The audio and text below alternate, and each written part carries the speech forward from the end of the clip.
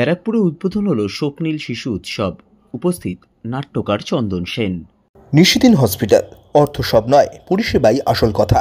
ঠিকানা Rabindrapalli, Kalyani high road, world's মোড়ের নিকটে।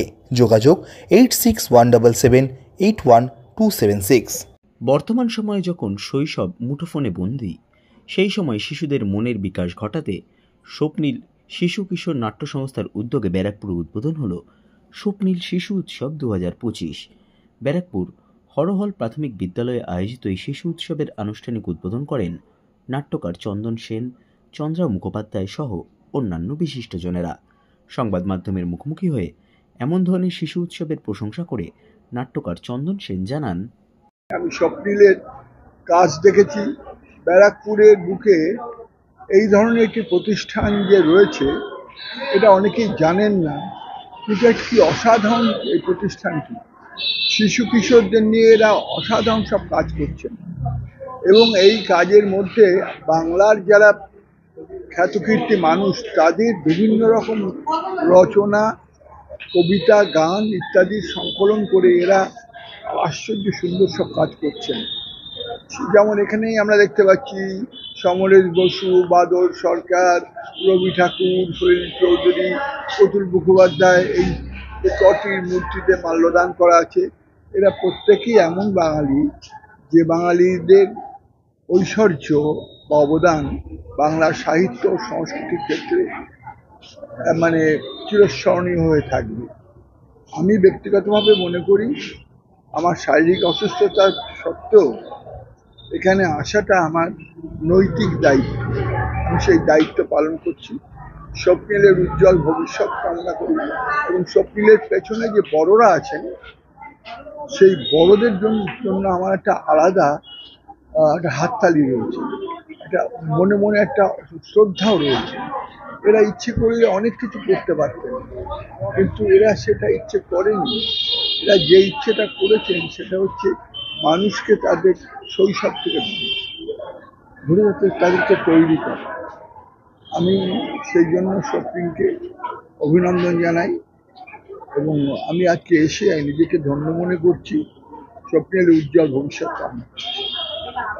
অপরদিকে সংবাদ মাধ্যমের মুখোমুখি হয়ে স্বপ্নীল শিশু উৎসব নিয়ে বলতে গিয়ে আয়োজক সংগঠনের সহ সম্পাদক শোভন চক্রবর্তী জানান, আমাদের ছোটদের নাটকের দল, ছোটদের বিগত 23 বছর ধরে আমরা করছি।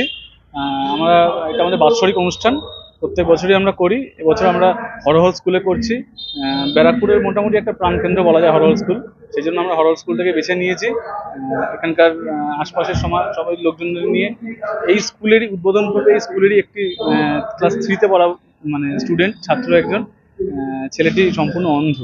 সেই ছেলেটি এত গুণী ও উদ্বোধন সঙ্গীত গাইবে। এইভাবে আমরা বাচ্চারা যাতে একটু ভালোভাবে এতেও ভালোভাবে নাটক শিখতে পারে সেই চেষ্টাই আমরা করছি। এখনকার নতুন প্রজন্মে দেখা যাচ্ছে বাচ্চারা মোবাইলে বেশি আসক্ত, খেলার মাঠ কিংবা এইসব বিষয়গুলো হারিয়ে যেতে পারে। সেইখান থেকে কি বাচ্চাদেরকে ঘুরিয়ে আনা? অবশ্যই মানুষ তো এখন ধীরে ধীরে যন্ত্র মানব হতে চলেছি আমরা। সেইখান থেকে সরিয়ে যদি বাচ্চাদেরকে নাটক শেখানো যায়, নাটক শিখলে আমরা ছোটবেলায় শিখেছিলাম যে নাটক যদি করতে যায় তাহলে জুতো সেলাই থেকে চণ্ডীপাঠ সমস্ত কিছু শিখতে হয় নাটক জানতে গেলে। সেই জন্য নাটকটা শিখলে এবং সমাজের প্রতিবাদ করার ভাষা শেখা যায় নাটক করলে। সেই জন্য আমরা বাচ্চাদেরকে নাটক শেখাই, যাতে ওরাই তো বড় হয়ে তাদের প্রতিবাদটা করতে পারে।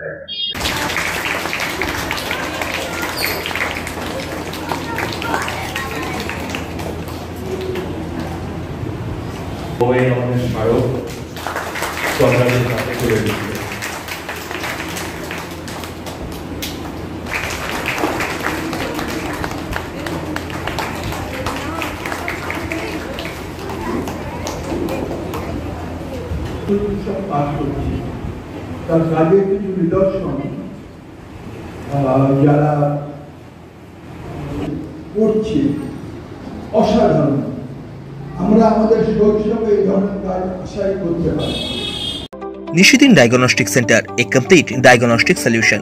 আমাদের ঠিকানা 144/1 সেন্ট্রাল রোড, আনন্দপুরি, ব্যারাকপুর, কলকাতা 122। আমাদের যোগাযোগ 9875338719। সাধ্যের মধ্যে স্বপ্নের ফ্ল্যাট খুঁজছেন? লাবণ্য গ্রুপের পক্ষ থেকে ব্যারাকপুর হরিসভা মন্দিরের নিকটে সোনাঝুরি আবাসন। থাকছে lift, top floor, set, 0% GST। এছাড়াও থাকছে ব্যাংক লোনের সুব্যবস্থা।